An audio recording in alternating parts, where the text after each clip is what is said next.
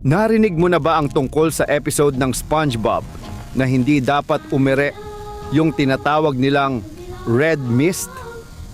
Noong unang 2010, kumalat online ang isang kwentong nakakatindig balahibo. Isang empleyado raw ng Nickelodeon ang nakakita ng lost episode ni SpongeBob SquarePants. Sa tape, si Squidward daw ay nakaupo lang, umiiyak, hanggang sa may lumabas na pulang usok sa screen. Habang tumatagal, nagiging mas malinaw ang mga eksena. Ang mga mata ni Squidward, dumudugo. Ang background, nagiging pula. At ang mga tunog, parang sigaw ng tao. Kumalat ang video sa forums bilang Red Mist o Squidward Suicide. Pero ito ang twist.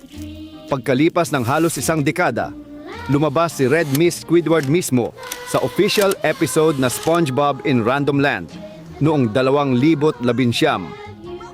Oo, ginamit ng mismong creators ng show ang creepypasta bilang Easter egg. Kaya ang tanong, fanfiction lang ba talaga ito? O sinadya nilang ipaalala sa atin na minsan may katotohanan sa likod ng mga kwentong bawal panoorin?